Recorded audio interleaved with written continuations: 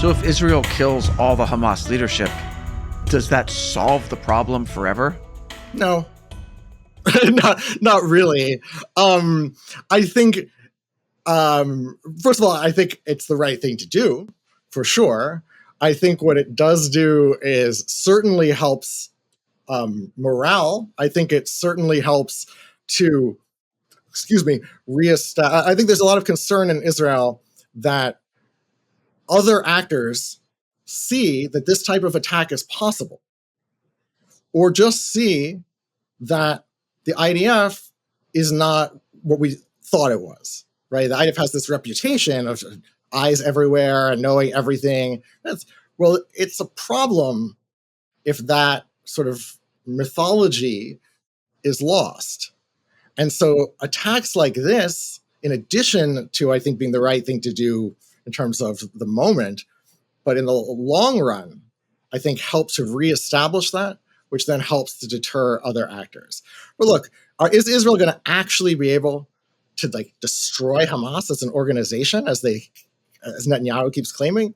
No, this is a ridiculous thing to say. On occasion he's walked it back a little, but then they keep saying the same thing, and that's not going to happen. It's not going to actually solve the long-term problems. But if I had an idea for solving the long-term problem, I'd have a bigger apartment on a higher floor. Oh, well, so Israel's not going to destroy Hamas. Hamas is very unlikely to take over Israel. So then what? Well, I would argue that Israel shouldn't have said the goal was to destroy Hamas. And destroying Hamas, in some sense, is not what's important. What Israel might be able to do, which is really what matters, is to destroy the ability of Hamas to carry out significant terrorist attacks in Israel. And so that might be possible. Similarly, right, that there are more members of Al-Qaeda today than there were on September 10th, 2001.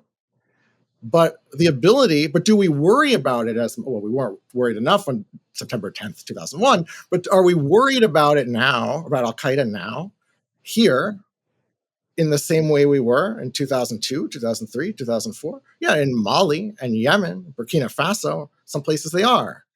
But we didn't defeat Al-Qaeda, but we really did significantly degrade, through targeted attacks and through just things like locks on cockpit doors, we degraded their ability to attack us.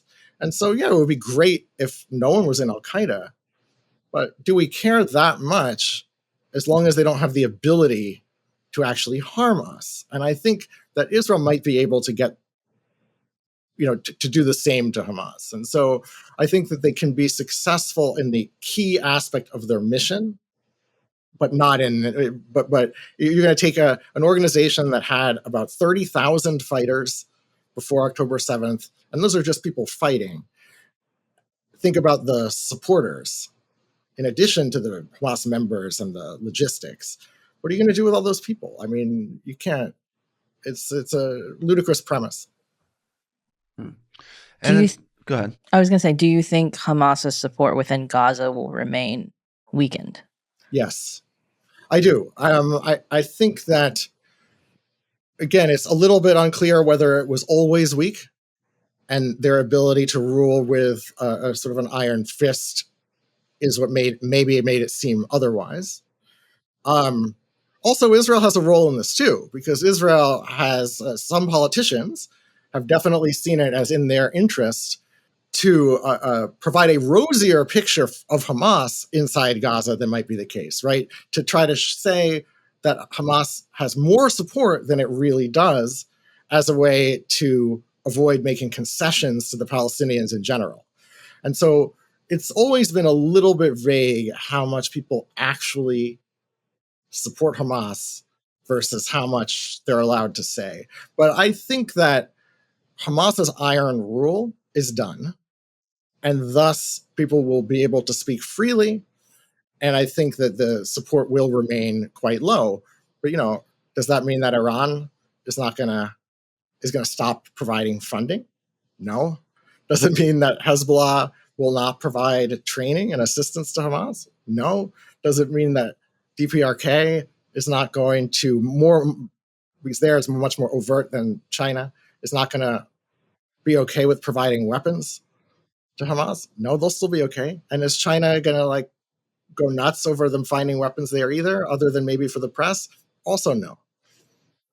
Well, clearly we need some kind of independent third party to negotiate some kind of peace. I think China might be a great option.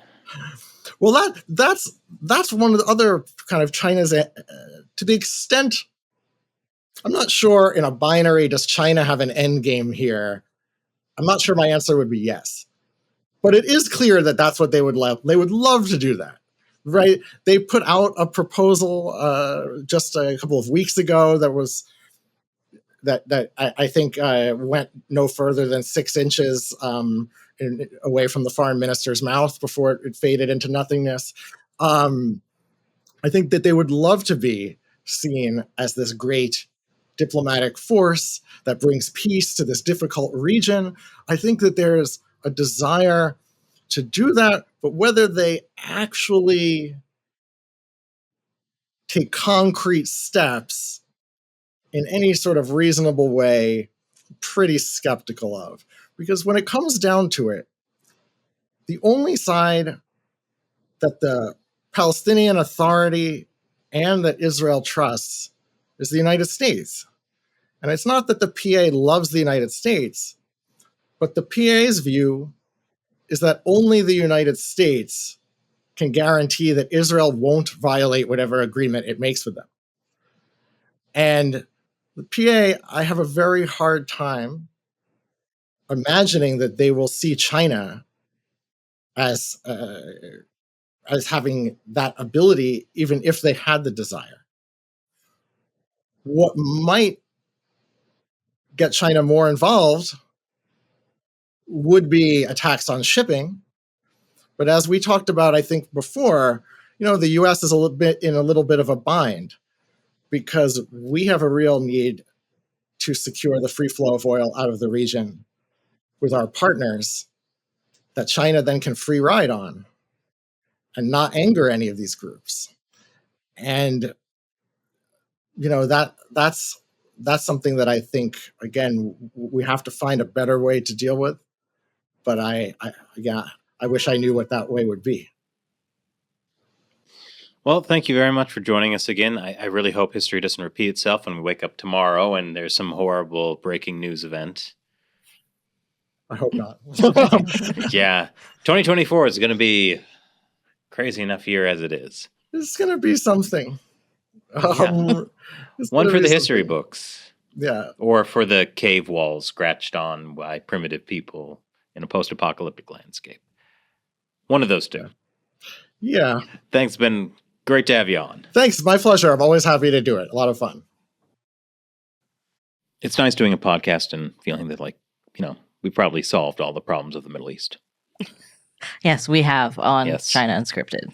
That's why we started this show. That's what we do. We solve problems. I was actually thinking about how what the CCP does is kind of the opposite.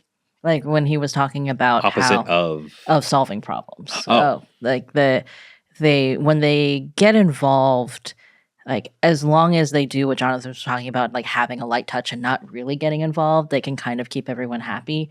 But then as soon as they start to actually get involved, everybody gets upset at them. I'm thinking about things like the Philippines, right? Where for a number of years, they were able to kind of make it seem like, oh yeah, we're going to come and be your new friend. And, let's build a friendship bridge in Manila, all this kind of stuff. And then when push came to shove, it's actually the Philippines is no, actually the US is our friend and you suck. Well, it's partly because the CCP promised these massive investments in the Philippines under the Duterte presidency, and then they just didn't follow through on the vast majority of those things. But that is their MO. They promise a bunch of things that they don't follow through on. Yeah. So it never works out well. I expect to see the same pattern in the Pacific Islands, in a lot of places where they're okay, yes, at first welcoming, Belt and Road investment or whatever. Same with Israel. Like at first, like, oh yeah, we want your investment in our high tech sector. So is what you're saying is that countries should not trust the Chinese Communist Party? Yes. Yes. Well, I mean, also there are situations like you can't be a fence sitter all the time. Like they were playing Russia and Ukraine. Eventually, you have to choose a side there. And same thing with Israel and Hamas. You can't be like when something like this happens. You can't be just like, let's be everyone's friend. I'm surprised they were able to fence sit on the Russia-Ukraine thing for over a year. I mean, they're still trying to fence sit. It's just clear which side of the fence they're sitting on. Fences aren't comfortable to sit on. I've tried. Have you? Mm-hmm. Well, so one of the things Tom Sawyer, sitting. He didn't sit on a fence. fence. It was whitewashing the fence. No, he wasn't. He didn't whitewash it, but I don't necessarily think he sat on the fence. I'll have to go reread it. So what I was going to say is when China does get involved, one of the things they like to do is, in a subtle way, stir up conflict, right? So it's just like you drive a wedge here, you drive a wedge there, you drive a wedge everywhere, and then the more wedges that you've driven. Sorry. I know it's my point is, though, the more wedges that the CCP drives between different countries, the more of a strategic advantage the Chinese Communist Party has in its own goals. For example, they see the U.S. too involved in Ukraine and Israel, and maybe the U.S. won't put resources into defending Taiwan. I think they're wrong about that, but I believe that's what they believe.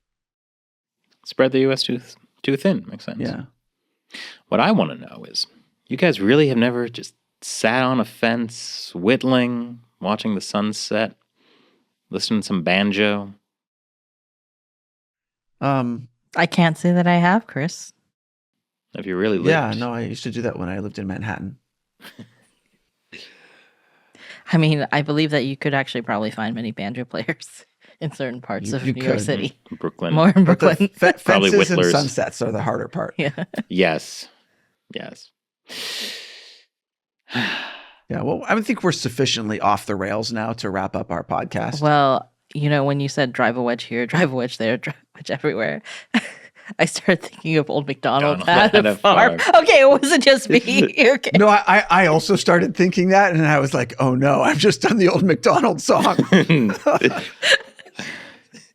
On China Unscripted, you see complex geopolitical analysis that's accidentally a nursery rhyme.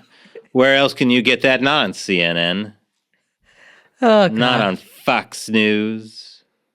Only here on China Unscripted. Thank you for watching.